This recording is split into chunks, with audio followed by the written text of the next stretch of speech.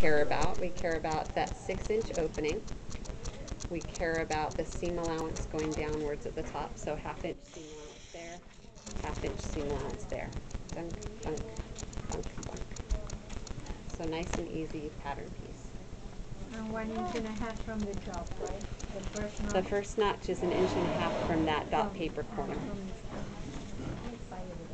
Okay. Good pocket. Okay, the next quick one is the sash.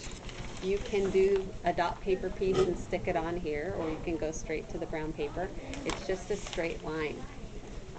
What I would do is I would take a nice long length of brown paper and fold it. Our ultimate goal length is going to be 60 inches long. That'll be ample to tie around her waist, have a knot with some tails hanging down. So you'll need a 60-inch long piece of paper. You're welcome to pre-draft it on dot and stick it on here, or I mean it's. Would you say including 1/2 inch or finished? Finished 60 inches. Finished length. Finished length 60 inches. Finished, yes, finished width 1 3/4 inches. Okay, and I've drawn a little kind of picture over there of how the end part is going to work. Let me show you. I'll just draft a little section of this. So imagine this is 60 inches long.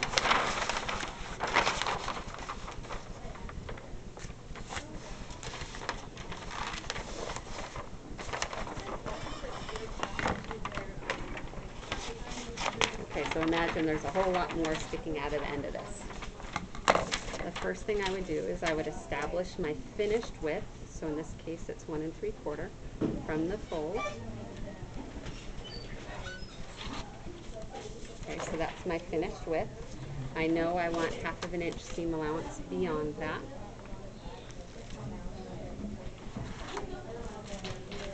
Okay.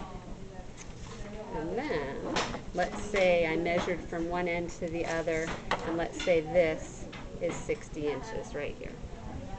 So I usually start with a straight edge. Let's say that's 60 inches. Yeah, you could leave it blunt, but I think it's more classic to have a pointy edge. So what we're going to do is along the seam allowance edge, not along the fold edge, but along the seam allowance edge from that 60-inch line, we're going to measure in 1.5 inches. So it's not going to be a true kind of bias angle. It's going to be a little shallower than that. So I'm measuring in from that 60-inch line 1.5 inches. And then I'm going to connect the corner fold to that line. So this is 1.5 inches in. So connect that 60-inch corner fold to that 1.5 inches in. And then add seam allowance to that.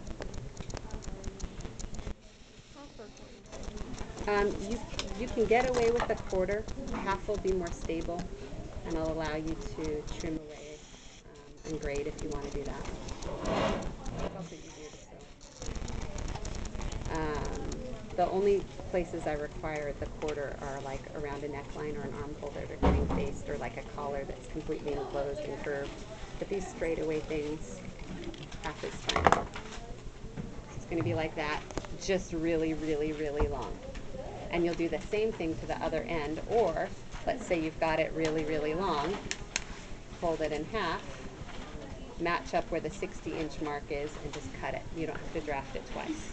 That way it's the same length. Okay, so that's a quick one. So 2 quick ones while I get ready for the collar.